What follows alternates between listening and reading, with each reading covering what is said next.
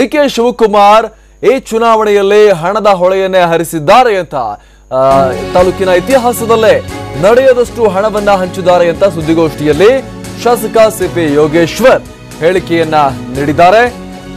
ತಾಲೂಕಿನ ಇತಿಹಾಸದಲ್ಲೇ ನಡೆಯದಷ್ಟು ಹಣವನ್ನ ಹಂಚಿಕೆ ಮಾಡಿದ್ದಾರೆ ಡಿಕೆ ಶಿವಕುಮಾರ್ ಅವರು ಅನ್ನುವಂತಹ ಆರೋಪವನ್ನ ಇಲ್ಲಿ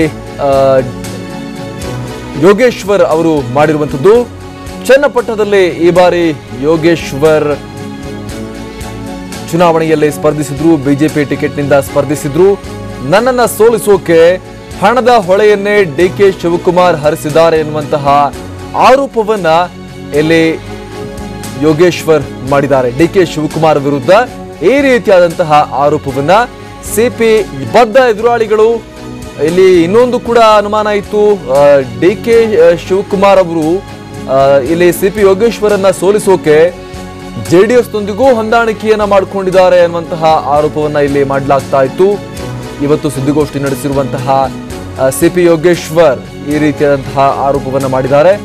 ತಾಲೂಕಿನ ಇತಿಹಾಸದಲ್ಲೇ ಕಂಡು ಕೇಳರಿಯದಷ್ಟು ಹಣವನ್ನ ಹರಿಸಲಾಗಿದೆ, ಹಣದ ಹೊಳೆಯನ್ನ ಹರಿಸಲಾಗಿದೆ ಅಂತ ಆರೋಪವನ್ನ ಮಾಡಿದ್ದಾರೆ. ಡಿಕೆ ಸಹೋದರರು ನನ್ನನ್ನ ಸೋಲಿಸೋಕೆ ಇನ್ನಿಲ್ಲದ ಪ್ರಯತ್ನವನ್ನ ನಡೆಸಿದ್ದಾರೆ ಅಂತ ಸಿಪಿ ಯೋಗೇಶ್ವರ್ ಸುದ್ದಿಗೋಷ್ಠಿ ನಡೆಸಿ ಹೇಳಿಕೆಯನ್ನ ನೀಡಿದ್ದಾರೆ.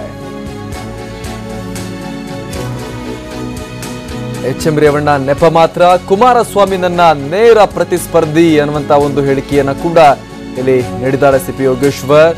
ರಾಮನಗರದಲ್ಲಿ ಮಾತನಾಡಿ ಈ ರೀತಿಯಾಗಿ ಅವರು ಹೇಳಿಕೆಯನ್ನ ಕೊಟ್ಟಿರುವಂತದ್ದು. ಹೊರವಲಯದ ಖಾಸಗಿ ಹೋಟೆಲ್ನಲ್ಲಿ ಸುದ್ದಿಗೋಷ್ಠಿ ನಡೆಸಿ ಈ ರೀತಿಯಾಗಿ ಸಿಪಿ ಯೋಗೇಶ್ವರ್ ಹೇಳಿಕೆಯನ್ನ ನೀಡಿದ್ದಾರೆ. ಡಿಕೆ ಶಿವಕುಮಾರ್ ವಿರುದ್ಧ, ಡಿಕೆ ಬ್ರದರ್ಸ್ ವಿರುದ್ಧ, ಡಿಕೆ ಸುರೇಶ್ ಮತ್ತು ಡಿಕೆ ಶಿವಕುಮಾರ್ ವಿರುದ್ಧ ಹಣದ ಹೊಳೆಯನ್ನೇ ಹರಿಸಿರುವ ಆರೋಪವನ್ನ ಇಲ್ಲಿ ಸಿಪಿ ಯೋಗೇಶ್ವರ್ ಮಾಡಿದ್ದಾರೆ.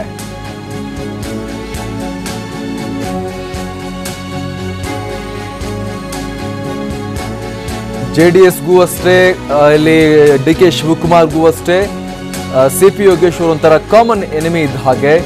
ಹಾಗಾಗಿ ಇಬ್ಬರು ಕೂಡ ಸೇರ್ಕೊಂಡ್ಬಿಟ್ಟಿದ್ದಾರೆ ಅನ್ನುವಂತಹ ಆರೋಪವನ್ನು ಕೂಡ ಮಾಡಲಾಗ್ತಾ ಇತ್ತು ಸಿಪಿ ಯೋಗೇಶ್ವರನ್ನ ಸೋಲಿಸೋಕೆ.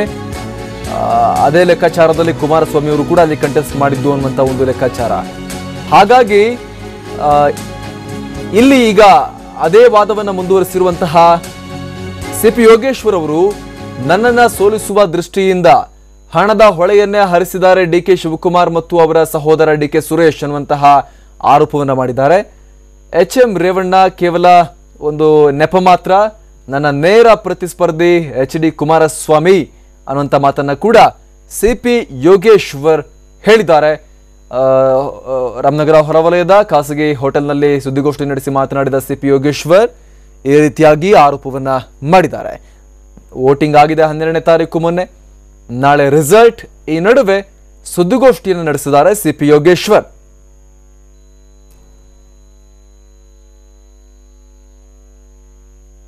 ರಾಮನಗರ ಹೊರವಲಯದ ಹೋಟೆಲ್ನಲ್ಲಿ ಸುದ್ದಿಗೋಷ್ಠಿ ನಡೆಸಿ ಈ ರೀತಿಯಾಗಿ ಯೋಗೇಶ್ವರ್ ಹೇಳಿಕೆಯನ್ನ ಕೊಟ್ಟಿರುವಂತದ್ದು. ಆದ್ರೂ ಕೂಡ ನಾನು ಗೆಲ್ಲೋದು ಖಚಿತ, ಅಂತರ ಕಮ್ಮಿ ಆಗ್ಬಹುದು, ಆದ್ರೂ ಕೂಡ ನಾನು ಗೆಲ್ಲೋದು ಖಚಿತ ಅನ್ನುವಂತಹ ವಿಶ್ವಾಸವನ್ನ ಕೂಡ ಸಿಪಿ ಯೋಗೇಶ್ವರ್ ಹೇಳಿದ್ದಾರೆ. ನನ್ನನ್ನ ಸೋಲಿಸೋಕೆ ಡಿಕೆಶಿ ಸಹೋದರರು ಪ್ರಯತ್ನ ಪಟ್ಟಿದ್ದಾರೆ. ನಮ್ಮ ತಾಲೂಕಿನಲ್ಲಿ ಕಂಡು ಕೇಳರಿಯದಷ್ಟು ಹಣವನ್ನ, ಇತಿಹಾಸದಲ್ಲಿ ಕಂಡು ಕೇಳರಿಯದಷ್ಟು ಹಣವನ್ನ ಇಲ್ಲಿ ಹೊಳೆಯಂತೆ ಹರಿಸಿದ್ದಾರೆ ಎನ್ನುವಂತ ಆರೋಪವನ್ನ ಮಾಡಿದ್ದಾರೆ. ನಾನು ರಾಜಕೀಯ ತಂತ್ರಗಾರಿಕೆಗೆ ಬಲಿಯಾಗಿದ್ದೀನಿ ಅಂತ ಕೂಡ ಅವರು ಹೇಳಿದ್ದಾರೆ. ಬೇರೆ ಪಾರ್ಟಿಯಲ್ಲಿ ಇದ್ದಿದ್ರೆ ನನ್ನ ಗೆಲುವು ಸುಲಭವಾಗ್ತಾ ಇತ್ತು ಅನ್ನುವಂಥ ಮಾತನ್ನ ಕೂಡ ಸಿಪಿ ಯೋಗೇಶ್ವರ್ ಹೇಳಿದ್ದಾರೆ. ಎಚ್.ಡಿ. ಕುಮಾರಸ್ವಾಮಿ ನನ್ನ ನೇರ ಪ್ರತಿಸ್ಪರ್ಧಿಯಾಗಿದ್ದಾರೆ.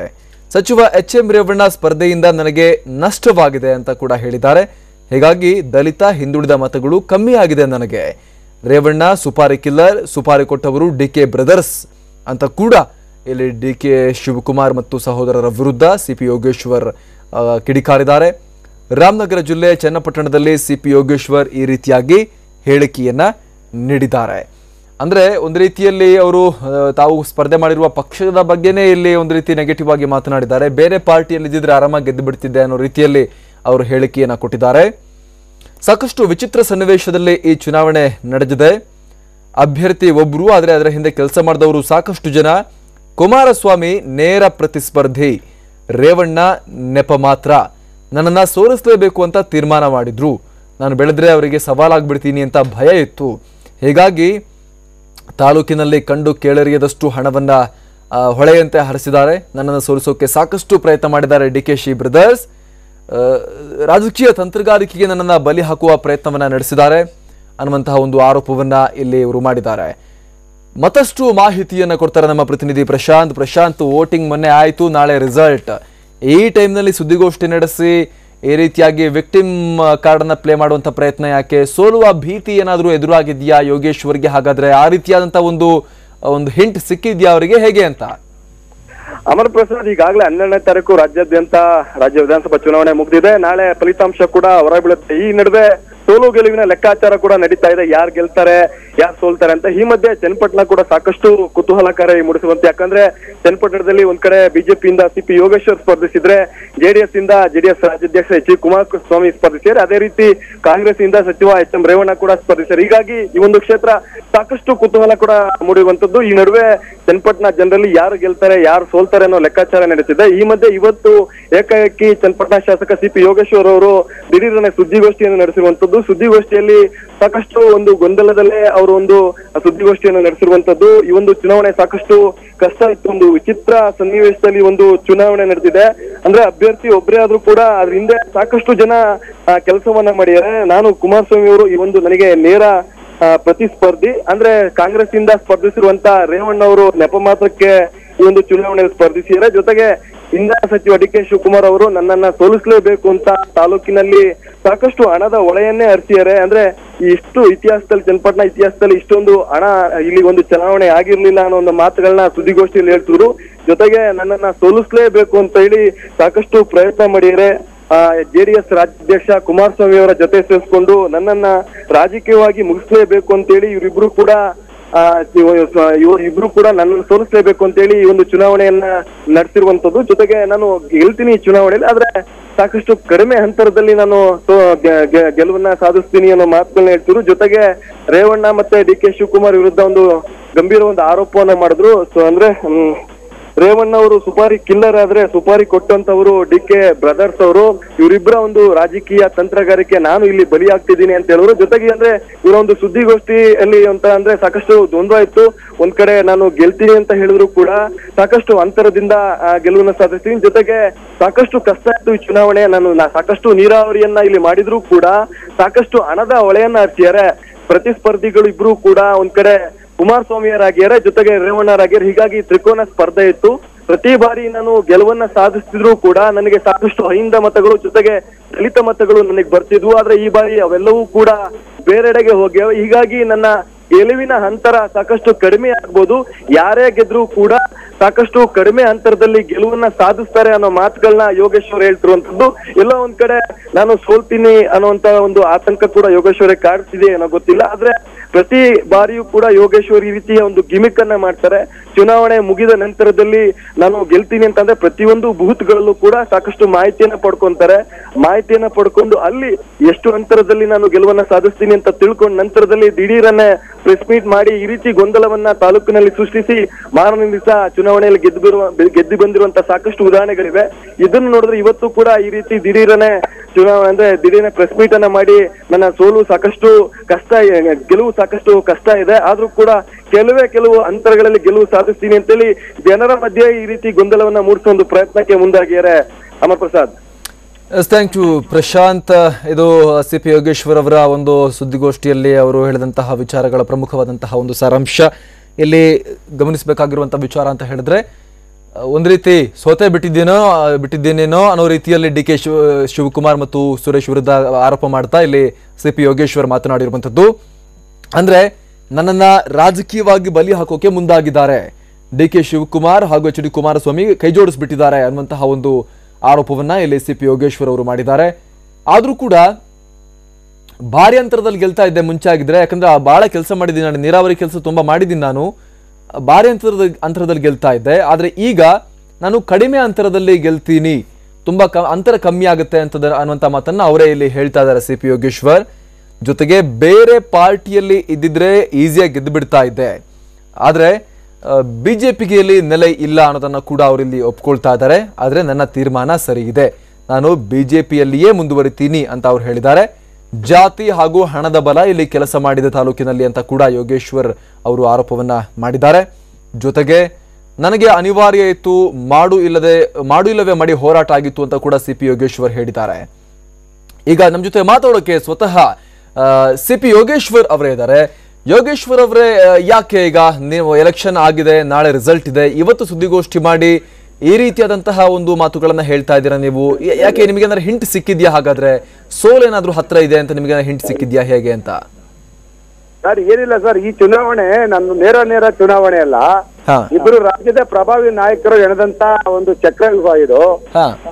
ಎರಡು ಕತ್ತಿನಲ್ಲಿ ನಾನು ಹೋರಾಟ ಮಾಡಬೇಕು. ಒಂದ್ ಕಡೆ ಡಿ ಕೆ ಶಿವಕುಮಾರ್, ರೇವಣ್ಣ, ಈ ಕಡೆ ಈ ಒಂದು ಶಕ್ತಿ ಒಂದ್ ಕಡೆ, ಕುಮಾರಸ್ವಾಮಿ ಒಂದ್ ಕಡೆ. ಹಾಗಾಗಿ ಎರಡು ಶಕ್ತಿಯ ವಿರುದ್ಧ ಏಕಕಾಲದಲ್ಲಿ ಹೋರಾಟ ಮಾಡ್ಬೇಕಾಗಿ ಬಂದ್ರಿಂದ ನನಗೆ ಚುನಾವಣಾ ಫಲಿತಾಂಶ ಗೆದ್ರೆ ಬಹಳ ಕಡಿಮೆ ಅಂತರದಲ್ಲಿ ಗೆಲುವು ಸೋಲು ಆಗ್ಬೋದು ಅಂತ ನನ್ನ ಅಭಿಪ್ರಾಯ ಅಷ್ಟೇ. ಅಂದ್ರೆ ಈಗ ನಿಮಗೆ ಈಗ ವೋಟಿಂಗ್ ಆದ ತಕ್ಷಣ ನೀವೆಲ್ಲ ಬೂತ್ ಗಳಿಂದ ತರಿಸ್ಕೋತೀರಾ, ಎಷ್ಟೆಷ್ಟಾಗಿದೆ ಅಂತ ಹೇಳಿ ಡೇಟಾ ತರಿಸ್ಕೋತೀರಾ? ಚರ್ಚೆ ಮಾಡಿ ಎಲ್ಲರೂ ಕುಂತ್ಕೊಂಡು ನಮ್ಮೆಲ್ಲ ಮುಖಂಡರುಗಳು ಈ ಒಂದು ನಿರ್ಣಯಕ್ಕೆ ಬಂದಿದ್ದೀವಿ. ಅಲ್ಲ, ನಿಮಗೆ ಸೋಲ್ ಆಗ್ಬೋದು ಅಂತ ಏನಾದ್ರು ಕಾಡ್ತಾ ಇದೆಯಾ ಹೇಗೆ ಯೋಗೇಶ್ವರ್ ಅವರೇ? ನನಗೆ ಅದು ಸಾಮಾನ್ಯವಾಗಿ ಎಲ್ಲರಿಗೂ ಕಾಣ್ತದೆ, ಸೋಲು ಗೆಲುವು ಅಂತ ಅಂದ್ರೆ ರಿಸಲ್ಟ್ ಬರೋ ತನಕ ಕಾಡ್ತದೆ. ಬಟ್ ನನಗೆ ಅನಿಸ್ತಾ ಇದೆ ಏನೋ ಸ್ವಲ್ಪ ಹೆಚ್ಚು ಕಡಿಮೆ ವ್ಯತಿರಿಕ್ತ ಆಗ್ಬೋದು ಅಂತ ಹೇಳಿ. ಓಕೆ, ಅಂದ್ರೆ ಈಗ ನೀವು ಹೇಳ್ತಾ ಇದ್ದೀರಾ ಕೈ ಜೋಡಿಸ್ಬಿಟ್ಟಿದ್ದಾರೆ ಕುಮಾರಸ್ವಾಮಿ ಅವರು ಮತ್ತು ಡಿ ಕೆ ಶಿವಕುಮಾರ್ ಅವರು. ಹೌದು ಸರ್, ಈಗ ಮೊನ್ನೆ ದಿವಸ ಬಹುಶಃ ಕುಮಾರಸ್ವಾಮಿ ಅವ್ರಿಗಿಂತ ಜಾಸ್ತಿ ಕೆಲಸ ಮಾಡಿದವರು ಡಿ ಕೆ ಶಿವಕುಮಾರ್ ಮತ್ತೆ ಅವ್ರ ಬದರ್ತು. ಅಲ್ಲ, ಅವರು ಕೂಡ ರಾಜಕೀಯ ಎದುರಾಳಿಗಳೇ ಅಲ್ವಾ? ಅಲ್ಲ, ಆಗಿರ್ಬೋದು, ಆದ್ರೆ ನೇರವಾಗಿ ಬರ್ಲಿಲ್ಲ ಅವರು. ಇಂಡೈರೆಕ್ಟ್ ಆಗಿ ಬಹಳ ದುಡ್ಡನ್ನ ಚೆಲ್ಲಿ ಅವ್ರದ್ದೇನಾದ್ರು ಹಣ ಕೆಲಸ ಮಾಡಿದ್ರೆ ಅವ್ರು ಗೆಲ್ತಾರೆ. ನಾನು ಮಾಡಿರ್ತಕ್ಕಂತ ಕೆಲಸ ಕಾರ್ಯಗಳು ನೀರಾವರಿ ಏನಾದ್ರು ಜನಗಳ ಮುಂದೆ ಬಂದಿದ್ರೆ ನಾನು ಗೆಲ್ತೀನಿ. ಅಲ್ಲ, ಈಗ ಸಿ ಪಿ ಯೋಗೇಶ್ವರ್ ಅವರೇ, ಈಗ ಹಾಗಾದ್ರೆ ನೀವು ಡಿ ಕೆ ಶಿವಕುಮಾರ್ ಅವರಿಗೆ ನೀವು ಕುಮಾರಸ್ವಾಮಿ ಅವ್ರಿಗಿಂತ ದೊಡ್ಡ ಎದುರಾಳಿ ಆದ್ರೆ ಹಾಗಾದ್ರೆ ರಾಜಕೀಯವಾಗಿ? ಸರ್, ಈಗ ನಾನು ಇಬ್ರು ನನಗೆ ರಾಜಕೀಯವಾಗಿ ಸಮಾನ ಶತ್ರುಗಳು ಸರ್. ಅವರು ಕಾಂಗ್ರೆಸ್ ಪಕ್ಷದಲ್ಲಿ ಅವರು ಪ್ರಬಲ ನಾಯಕರು. ಅವ್ರಿಗೇನಂದ್ರೆ ನಾನು ಅವ್ರಿಗೆ ತೊಡಕು ಅಂತ ಎಲ್ಲಾ ನಿಟ್ಟಿನಲ್ಲೂ ನಾನು ಅವರೆಲ್ಲ ಅಕ್ರಮ ವ್ಯವಹಾರಗಳ ಕಾಮೆಂಟ್ ಮಾಡ್ತಾ ಇರ್ತೀನಿ. ಅದು ಅವರಿಗೆ ಸಹಿಸ್ಕೊಳಕ್ ಆಗ್ತಾ ಇಲ್ಲ. ಈಗ ಕುಮಾರಸ್ವಾಮಿ ಅವರಿಗೆ ಬೇರೆ ಒಕ್ಕಲಿಗರ ನಾಯಕರು ಯಾರು ಬೆಳೆಯಬಾರ್ದು ಅಂತ ಹೇಳಿ ಅದೆಲ್ಲ ಗೊತ್ತೇ ಇದೆಯಲ್ಲ. ಹಂಗಾಗಿ ಅವ್ರು ನಮ್ಗೆ ವಿರೋಧ ಮಾಡ್ತಾರೆ. ಈ ಎಡವಟ್ಟಲ್ಲಿ ನಾನು ಸಿಗಾಕೊಂಡಿದ್ದೀನಿ ಅಷ್ಟೇ. ಅಂದ್ರೆ ಈಗ ನೀವು ಇನ್ನೊಂದು ಮಾತು ಕೂಡ ಹೇಳಿದಿರಿ, ಬೇರೆ ಪಾರ್ಟಿಲಿ ಇದ್ದಿದ್ರೆ ಗೆದ್ದು ಬಿಡ್ತಾ ಇದ್ದೆ ನಾನು ಅಂತ. ಇಲ್ಲ ಸರ್, ಆತರ ಅಲ್ಲ. ಬೇರೆ ಪಕ್ಷದಿಂದ ಸುಲಭ ಆಗುತ್ತೆ ಅಂತ ಮಾಧ್ಯಮದವ್ರಿಗೆ ಕೇಳಿದ್ರೆ ಅಷ್ಟೇ. ನಾನು ಇನ್ ಮುಂದೆ ಯಾವ ಪಾರ್ಟಿಗೆ ಹೋಗಲ್ಲ, ಬಿಜೆಪಿಲೇ ಇರ್ತೀನಿ. ಗೆದ್ದು ಸೋತ್ರು ಇಲ್ಲೇ ಇರ್ತೀನಿ. ಬಿಜೆಪಿನ ಬಲಪಡಿಸ್ತೀನಿ. ಆ ಪಕ್ಷವನ್ನ 100% ಹಳೆ ಮೈಸೂರು ಭಾಗದಲ್ಲಿ ಒಂಥರ ಹಗಲು ರಾತ್ರಿ ಹೋರಾಟ ಮಾಡಿ ಪಕ್ಷ ತರ್ತೀನಿ. ಜೊತೆಗೆ ಇನ್ನೊಂದು ಮಾತು ಸಿ ಪಿ ಯೋಗೇಶ್ವರ, ನೀವು ಹೇಳ್ತಾ ಇದ್ರಿ ನಾನು ಮಾಡಿದ ಕೆಲಸ ಕೈ ಹಿಡಿದ್ರೆ ನಾನು ಗೆಲ್ತೀನಿ, ಹಣದ ಹೊಳೆ ಹರಿಸಿದ್ದು ವರ್ಕೌಟ್ ಆದ್ರೆ ಅವ್ರು ಗೆಲ್ತಾರೆ ಅಂತ. ಹಣದ ಹೊಳೆ ಅಂತ ಹೇಳಿದ್ರೆ ಯಾವ ಆಧಾರದ ಮೇಲೆ ಈ ಆರೋಪ ಅಂತ? ಈಗ ಡಿ ಕೆ ಶಿವಕುಮಾರ್ ಅವರು ಕೊಟ್ಟಂತ ಹಣ ನಮ್ಮ ಲೀಡರ್ಗಳನ್ನ ಬಹಳಷ್ಟು ಜನ ಅವ್ರ ಕಡೆ ಹೊರಟೋದ್ರು ಸರ್.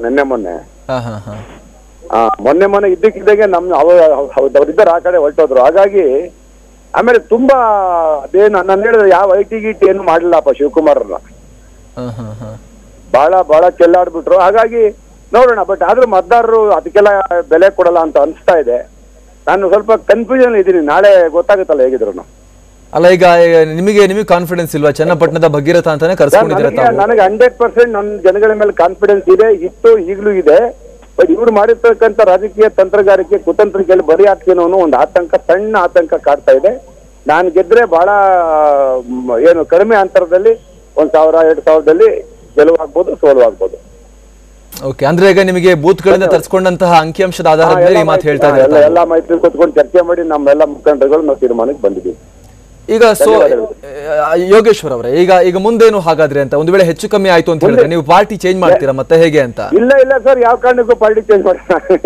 ಹೆಚ್ಚು ಕಡಿಮೆ ಆದ್ರೆ ಈಗ ಕುಮಾರಸ್ವಾಮಿ ಎಲ್ಲರ ರಾಜೀನಾಮೆ ಕೊಟ್ರೆ ಪಕ್ಷ ಅಲ್ಲಿ ಹೇಳಿದ್ರೆ ಅಲ್ಲಿ ನಿಂತ್ಕೋತೀನಿ. ಅಲ್ಲ, ಈಗ ಸಿ ಪಿ ಯೋಗೇಶ್ವರ್ ಅವರು ಹೇಗಂತ ಹೇಳಿದ್ರೆ ಸೈಕಲ್ ಸಿಂಬಲ್ ಅಲ್ಲಿ ನಿಂತು ಕೂಡ ಗೆದ್ದು ಬಂದವರಲ್ವಾ? ನೋಡೋಣ ಸರ್, ನಾಳೆ ತನಕ ನೋಡೋಣ. ನಮಸ್ಕಾರ. ಧನ್ಯವಾದ ಯೋಗೇಶ್ವರ್ ಅವರೇ. ಇದು ಯೋಗೇಶ್ವರ್ ಅವರ ಪ್ರತಿಕ್ರಿಯೆ. ಅವರು ಸ್ಪಷ್ಟ ಶಬ್ದಗಳಲ್ಲಿ ಅವ್ರು ಹೇಳ್ತಾ ಇದ್ದಾರೆ, ನನಗೆ ಆತಂಕ ಕಾಡ್ತಾ ಇದೆ. ಯಾಕಂತ ಹೇಳಿದ್ರೆ ಕುಮಾರಸ್ವಾಮಿ ಹಣದ ಹೊಳೆಯನ್ನೇ, ಡಿ ಕೆ ಶಿವಕುಮಾರ್ ಮತ್ತು ಅವರ ಸಹೋದರ ಹಣದ ಹೊಳೆಯನ್ನೇ ಇಲ್ಲಿ ಹರಿಸಿದ್ದಾರೆ. ಹಾಗಾಗಿ ಹಣದ ಹೊಳೆ ಹರಿಸಿರೋದು ವರ್ಕೌಟ್ ಆದ್ರೆ ಅವ್ರು ಗೆಲ್ಲಬಹುದು. ನಾನು ಮಾಡಿರೋ ಕೆಲಸ ಕೈ ಹಿಡಿದ್ರೆ ನಾನು ಗೆಲ್ಬಹುದು. ನಮ್ಮ ಕಡೆ ಹಂತದಲ್ಲಿ 2 ದಿನ ಇರಬೇಕಾದ್ರೆ ವೋಟಿಂಗಿಗೆ ನನ್ನ ಜೊತೆ ಇದ್ದಂತ ಇಷ್ಟು ವರ್ಷದಂತ ಲೀಡರ್ಗಳು ಕೆಲವ್ರನ್ನ ಅವರು ಹಣ ಕೊಟ್ಟು ಖರೀದಿ ಮಾಡ್ಕೊಂಡ್ಬಿಟ್ರು. ಹೀಗಾಗಿ ಏನಾಗುತ್ತೆ ಗೊತ್ತಿಲ್ಲ, ನೋಡ್ಬೇಕು ಅನ್ನುವಂಥ ಮಾತನ್ನ ತುಂಬಾ ಬಹಿರಂಗವಾಗಿ ಅವ್ರು ಹೇಳ್ಕೊಳ್ತಾ ಇದ್ದಾರೆ ಯೋಗೇಶ್ವರ್ ಅವರು. ಸಾಮಾನ್ಯವಾಗಿ ನಾಯಕರು ನಾನು ಗೆಲ್ತೀನಿ ಹಾಗೆ ಹೀಗಂತ ಮಾತಾಡ್ತಾರೆ, ಆದ್ರೆ ಯೋಗೇಶ್ವರ್ ಅವರು ಸೋಲ್ಬಹುದು ಅನ್ನೋದನ್ನ ಹೇಳ್ತಾ ಇದ್ದಾರೆ. ಅದಕ್ಕೆ ಕಾರಣಗಳನ್ನ ಕೂಡ ಅವರು ಪಟ್ಟಿ ಮಾಡ್ತಾ ಹೋಗ್ತಾ ಇದ್ದಾರೆ. ಜೊತೆಗೆ ಇಲ್ಲಿ ಸುಪಾರಿ ಕಿಲ್ಲರ್ ಆಗಿ ರೇವಣ್ಣ ಅವ್ರನ್ನ ಕಳಿಸಲಾಯ್ತು, ಹಿಂದುಳಿದ ದಲಿತರ ಮತಗಳನ್ನ ಕಿತ್ಕೊಳ್ಳಿಕ್ಕೆ ಅವ್ರನ್ನ ಕಳಿಸಲಾಯ್ತು. HD ಕುಮಾರಸ್ವಾಮಿ ನನಗೆ ಇಲ್ಲಿ ನೇರ ಪ್ರತಿಸ್ಪರ್ಧಿ, ಅವರು ರೇವಣ್ಣ ಸ್ಪರ್ಧಿನೇ ಅಲ್ಲ, ಅವರು ಬರೀ ಸುಪಾರಿ ಕಿಲ್ಲರ್ ಅನ್ನುವಂಥ ಆರೋಪವನ್ನ ಇಲ್ಲಿ CP ಯೋಗೇಶ್ವರ್ ಅವರು ಮಾಡಿದ್ದಾರೆ. ಜೊತೆಗೆ ಎಲ್ಲರೂ ಕೂಡ ಸೇರ್ಕೊಂಡ್ರು, ನನಗೆ ನನ್ನ ಸಮಾನ ಶತ್ರುಗಳು ಒಟ್ಟಾಗ್ಬಿಟ್ರು ಇಲ್ಲಿ ಅನ್ನುವಂಥ ಮಾತನ್ನ ಕೂಡ CP ಯೋಗೇಶ್ವರ್ ಹೇಳಿದ್ದಾರೆ. ಸಾಮಾನ್ಯವಾಗಿ ರಾಜಕೀಯವಾಗಿ ಬದ್ಧ ವೈರಿಗಳು ಅಂತ ಕನ್ಸಿಡರ್ ಮಾಡಲಾಗುತ್ತೆ ಕುಮಾರಸ್ವಾಮಿ ಅವ್ರನ್ನ ಮತ್ತು DK ಶಿವಕುಮಾರ್ ಅವ್ರನ್ನ, JDS ಮತ್ತು DK ಶಿವಕುಮಾರ್ ಅವ್ರನ್ನ. ಆದ್ರೆ ಇಲ್ಲಿ ಒಂದೇ ಜಿಲ್ಲೆಯಲ್ಲಿರುವಂತಹ 3 ಪ್ರಬಲ ರಾಜಕೀಯ ಶಕ್ತಿಗಳು ಇವ್ರು 3 ಜನ ಕೂಡ. ಹಾಗಾಗಿ ಒಬ್ಬರನ್ನ ಮುಗಿಸಿಬಿಡೋಣ ಅನ್ನೋ ಲೆಕ್ಕಾಚಾರದಲ್ಲಿ ಕೈ ಜೋಡಿಸಿದ್ದಾರೆ ಇವರಿಬ್ರು ಕೂಡ ನನ್ನನ್ನು ಮುಗಿಸೋಕೆ ಅನ್ನುವಂತಹ ಒಂದು ಆರೋಪವನ್ನ ಇಲ್ಲಿ CP ಯೋಗೇಶ್ವರ್ ಅವರು ಮಾಡ್ತಾ ಇದ್ದಾರೆ.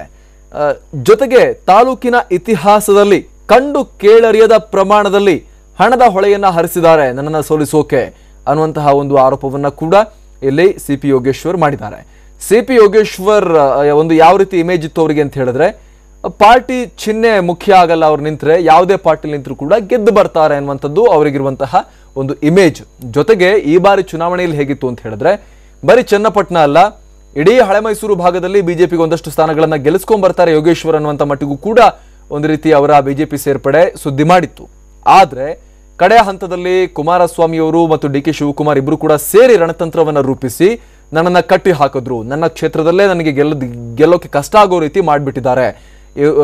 ರಾಜಕೀಯ ತಂತ್ರಗಾರಿಕೆ ಮಾಡಿ ನನ್ನನ್ನು ಬಲಿ ಕೊಡುವಂತ ಪ್ರಯತ್ನವನ್ನ ಇವರಿಬ್ರು ಕೂಡ ಸೇರಿ ನಡೆಸಿದ್ದಾರೆ ಅನ್ನುವಂಥ ಆರೋಪವನ್ನ ಇಲ್ಲಿ CP ಯೋಗೇಶ್ವರ್ ಮಾಡಿದ್ದಾರೆ.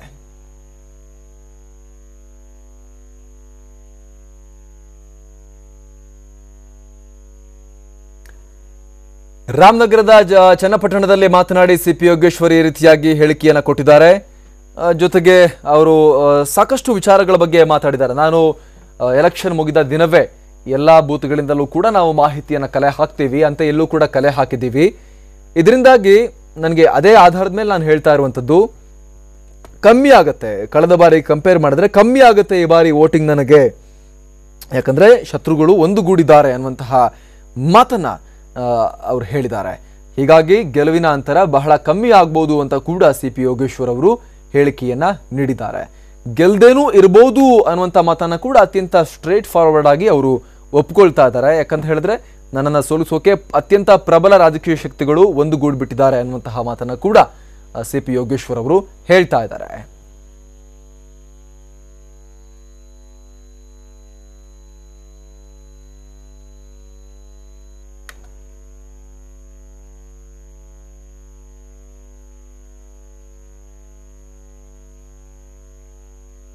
ಈಗ ನಮ್ಮ ಜೊತೆ ಮಾತಾಡೋಕೆ ಸ್ವತಃ ಬಿಜೆಪಿ ನಾಯಕಿ ಡಾಕ್ಟರ್ ತೇಜಸ್ವಿನಿ ಗೌಡ ಅವರು ಸಂಪರ್ಕದಲ್ಲಿದ್ದಾರೆ. ತೇಜಸ್ವಿನಿ ಗೌಡ ಅವರೇ, ಈಗ ಈ ಚುನಾವಣೆಯಲ್ಲಿ ನಾನು ಸೋಲ್ಬಹುದು ಅನ್ನುವಂಥ ಮಾತನ್ನ ಇಲ್ಲಿ ಶಾಸಕ CP ಯೋಗೇಶ್ವರ್ ಅವರು ಹೇಳ್ತಾ ಇದ್ದಾರೆ. ಅಂದ್ರೆ ರಾಜಕೀಯವಾಗಿ ಪ್ರಬಲವಾಗಿರುವಂತಹ 2 ಶಕ್ತಿಗಳು ಸೇರಿ ಕುತಂತ್ರ ಮಾಡಿದ್ದಾರೆ ನನ್ನನ್ನು ಬಲಿ ಹಾಕೋಕೆ ಅಂತ ಅವ್ರು ಹೇಳ್ತಾ ಇದ್ದಾರೆ. ಯಾಕೆ ರಿಸಲ್ಟ್ ಬರೋಕ್ಕಿಂತ ಮುಂಚೆ ಈ ರೀತಿಯಾದಂತಹ ಒಂದು ಆತಂಕ ಅವರಿಗೆ ಯಾಕೆ ಅಂತ? ಹಲೋ, ಕೇಳಿಸ್ತಾ ಇದೆಯಾ ತೇಜಸ್ವಿನಿ ಗೌಡ ಅವರಿಗೆ? ಕೇಳಿಸ್ತಾ ಇದೆ. CP ಯೋಗೇಶ್ವರ್ ಅವರು ಸುದ್ದಿಗೋಷ್ಠಿ ನಡೆಸಿ ನಾನು ಸೋಲ್ಬಹುದು ಈ ಬಾರಿ ಅನ್ನುವಂತ ಹೇಳಿಕೆಯನ್ನ ಕೊಟ್ಟಿದ್ದಾರೆ. ಯಾಕಂತ ಹೇಳಿದ್ರೆ 2 ಪ್ರಬಲ ಶಕ್ತಿಗಳು ಒಂದಾಗಿ ನನ್ನನ್ನ ಬಲಿ ಹಾಕೋಕೆ ಪ್ರಯತ್ನ ಪಟ್ಟಿದ್ದಾರೆ. HM ರೇವಣ್ಣ ಇಲ್ಲಿ ಕೇವಲ ಸುಪಾರಿ ಕಿಲ್ಲರ್, DK ಶಿವಕುಮಾರ್ ಅವರೇ ನನ್ನನ್ನ ಸೋಲಿಸೋಕೆ ಕುಮಾರಸ್ವಾಮಿ ಗೆಲುವಿಗೆ ಕೆಲಸ ಮಾಡಿದ್ದಾರೆ ಅಂತ ಅವ್ರು ಹೇಳ್ತಾ ಇದ್ದಾರೆ. ಇಲ್ಲಿ ಇಲ್ಲ, ಹಾಗೇನ್ ರಿಸಲ್ಟ್ ಆಗೋದಿಲ್ಲ. ಯೋಗೇಶ್ವರ್ ಗೆಲ್ತಾರೆ. ಒಂದು, ಅವರು ತುಂಬಾ ಕೆಲಸ ಮಾಡಿದ್ದಾರೆ ಮತ್ತು ಅವರು ಕೂಡ ನುರಿತ ರಾಜಕೀಯ ನಾಯಕರಾಗಿದ್ದಾರೆ. ಮತ್ತೆ ಪಕ್ಷ ಕೂಡ ಚೆನ್ನಾಗಿ ಕೆಲಸ ಮಾಡಿದೆ. ಅವರು ಸದಾ ಕ್ಷೇತ್ರದಲ್ಲೇ ಇದ್ದು ಕೆಲಸ ಮಾಡಿರ್ತಕ್ಕಂತ ಒಬ್ಬ ಯುವ ನಾಯಕರಾಗಿದ್ದಾರೆ. ಹಾಗಾಗಿ ಮತ್ತೆ ಅವರೆಲ್ಲರ ಪಟ್ಟುಗಳನ್ನು ಯೋಗೇಶ್ವರ್ ಬಲ್ಲರು. DK ಶಿವಕುಮಾರ್ ಅವರಾಗಿರ್ಲಿ ಅಥವಾ ಕುಮಾರಸ್ವಾಮಿ ಅವರಾಗಿರ್ಲಿ, ಅವರು ಬಳಸಬಹುದಾದ ಎಲ್ಲ ಪಟ್ಟುಗಳ ಬಗ್ಗೆ ಯೋಗೇಶ್ವರ್ ಅವರಿಗೆ ತಿಳುವಳಿಕೆನೂ ಕೂಡ ಇದೆ, ಮತ್ತೆ ಆ ಚಾಣಾಕ್ಷತೆ ಕೂಡ ಇದೆ. ಖಂಡಿತ ನಮ್ಮ ಚನ್ನಪಟ್ಟಣದ ಜನತೆ ಒಂದು ಸ್ವಾಭಿಮಾನಿ ರಾಜಕಾರಣವನ್ನ ಮಾಡ್ತಾರೆ ಮತ್ತು ಬಿಜೆಪಿಯಿಂದ ಯೋಗೇಶ್ವರ್ ಅವರನ್ನೇ ಈ ಸಾರಿ ಗೆಲ್ಲಿಸ್ತಾರೆ ಎನ್ನುವ ಸಂಪೂರ್ಣ ನಂಬಿಕೆ ನಮ್ಗಿದೆ. ನಿಮಗಿದೆ ತೇಜಸ್ವಿನಿ ಗೌಡ ಅವರೇ, ಬಟ್ ಯೋಗೇಶ್ವರ್ ಅವರಿಗೆ ಒಂಥರ ಕಾನ್ಫಿಡೆನ್ಸ್ ಇಲ್ಲ ಅಂತ ಅವರೇ ಹೇಳ್ಕೊಳ್ತಾ ಇದ್ದಾರೆ. ಯಾಕಂತ ಹೇಳಿದ್ರೆ ನೀವು ಹೇಳಿದಾಗ ಅವ್ರು ಹೇಳಿದ್ರು, ನಾನು ಕೆಲಸ ಮಾಡಿದ್ದೀನಿ, ಕೆಲಸ ಕೈ ಹಿಡಿದ್ರೆ ನಾನು ಗೆಲ್ತೀನಿ, ಹಣದ ಹೊಳೆಯನ್ನೇ ಹರಿಸ್ಬಿಟ್ಟಿದ್ದಾರೆ ಇಬ್ರು ಕೂಡ ಸೇರ್ಕೊಂಡು, ಹಣ ಕೆಲಸ ಮಾಡಿದ್ರೆ ಅವ್ರು ಗೆಲ್ತಾರೆ ಅಂತ ಅವ್ರು ಹೇಳ್ತಾ ಇದ್ದಾರೆ, ಆತಂಕ ವ್ಯಕ್ತಪಡಿಸ್ತಾ ಇದ್ದಾರೆ. ಅಲ್ಲ ಸಹಜ, ಯಾಕಂದ್ರೆ ತಮಗ್ ಗೊತ್ತಿದೆ ಅಲ್ಲೆಲ್ಲ ತುಂಬಾ ಮ್ಯಾಚ್ ಫಿಕ್ಸ್ ರಾಜಕಾರಣ ಹೇಗ್ ನಡೆಯುತ್ತೆ ಅಂತೇಳಿ ತಮಗ್ ಗೊತ್ತಿದೆ. ಖಂಡಿತ ಲೈವ್ ಅಲ್ಲಿ ಹಲೋ ಅವರು ಯಾವ ರೀತಿ ನಡೀತಾ ಇದೆ ಅಂತ ಅವ್ರಿಗೆ ಗೊತ್ತಿದೆ, ಅದು ಸತ್ಯ ಕೂಡ. ಯಾಕಂದ್ರೆ ಕನಕಪುರದ ರಾಜಕಾರಣ, ಚನ್ನಪಟ್ಟಣದ ರಾಜಕಾರಣ, ರಾಮನಗರದ ರಾಜಕಾರಣ ಅವೆಲ್ಲ ಕೂಡ ಒಂದಕ್ಕೊಂದು. ಈಗ ನೋಡಿ, ಹಳೆ ಮೈಸೂರು ಭಾಗದಲ್ಲಿ ಡಿ ಕೆ ಶಿವಕುಮಾರ್ ಅವರ ನೇತೃತ್ವದಲ್ಲಿ ಯಾವತ್ತೂ ಕಾಂಗ್ರೆಸ್ ಬೆಳಿಲೇ ಇಲ್ಲ ಒಕ್ಕಲಿಗ ಬೆಲ್ಟ್ ಅಲ್ಲಿ, ಅಥವಾ ಅಲ್ಲಿ ಯಾವುದೇ ನಾಯಕರು ಬೆಳಿಲಿಕ್ಕೆ ಹೋದ್ರು ಕೂಡ, ಮಂಡ್ಯ ತಗೊಳ್ಳಿ, ಮೈಸೂರು ತಗೊಳ್ಳಿ, ಇಡೀ ಭಾಗದಲ್ಲಿ ಕಾರ್ಯಾಧ್ಯಕ್ಷರಾಗಿದ್ರು ಅವರು. ಬೇಕಾದಷ್ಟು ಅವಕಾಶಗಳನ್ನು ಕಾಂಗ್ರೆಸ್ ಪಕ್ಷ ಕೊಟ್ಟರು ಕೂಡ ಅವರಿಗೆ ಆರ್ಥಿಕ ಬಲ ಇದೆ, ಹೈಕಮಾಂಡ್ ಆಶೀರ್ವಾದ ಇತ್ತು. ಆದ್ರೂ ಕೂಡ ಅವರು ಗೆಲ್ಲೋದಕ್ಕೆ ಹೊಂದಾಣಿಕೆ ರಾಜಕಾರಣವನ್ನ ಮಾಡ್ತಾ ಬಂದಿದ್ದಾರೆ. ಆ ಹಿನ್ನೆಲೆಯಲ್ಲಿ ಸಿ.ಪಿ. ಯೋಗೇಶ್ವರ್ ಆ ರೀತಿ ಹೇಳಿರೋದ್ರಲ್ಲಿ ಸತ್ಯಾಂಶ ಇಲ್ಲ ಅಂತಲ್ಲ. ಅಲ್ಲಿ ಹಣದ ಪ್ರಭಾವ ಕೆಲಸ ಮಾಡಿರೋದು ನಿಜ, ಮತ್ತೆ ಷಡ್ಯಂತ್ರ ಕೆಲಸ ಮಾಡಿರೋದು ನಿಜ. ಅದರ ನಡುವೆ ಕೂಡ ಯೋಗೇಶ್ವರ್ ಅವರಿಗೆ ಆ ರೀತಿ ಅಂದ್ರೆ ಒಂದು ಅಲ್ಲಿನ ಮನಸ್ಥಿತಿ ಹೇಗಿದೆಯೋ ನನಗಿಂತ ಚೆನ್ನಾಗಿ ಅವ್ರಿಗೆ ಗೊತ್ತಿದೆ. ಆದ್ರೆ ಖಂಡಿತ ನನಗೆ ನಂಬಿಕೆ ಇದೆ, ಚನ್ನಪಟ್ಟಣದ ಜನತೆ ಕೆಲಸವನ್ನೇ ನೋಡ್ತಾರೆ, ಮತ್ತು ಅವರ ಜೊತೆ ನಿತ್ಯ ಇರ್ತಕ್ಕಂತ, ಅವರ ನಡುವೆ ಅವರೇ ಸಾಕಿ ಬೆಳೆಸಿರ್ತಕ್ಕಂತ ಒಬ್ಬ ರಾಜಕೀಯ ಮುತ್ಸದಿಯಾದಂತ ಸಿ.ಪಿ. ಯೋಗೇಶ್ವರ್ ಅವರನ್ನೇ ಗೆಲ್ಲಿಸ್ತಾರೆ ಅನ್ನೋ ನಂಬಿಕೆ ನನಗೆ ಸಂಪೂರ್ಣವಾಗಿದೆ ನಮ್ಮ ಜನರ ಬಗ್ಗೆ. ಥ್ಯಾಂಕ್ ಯು ತೇಜಸ್ವಿನಿ ಗೌಡ ಅವರು ತಾವು ಮಾತಾಡಿದಕ್ಕಾಗಿ.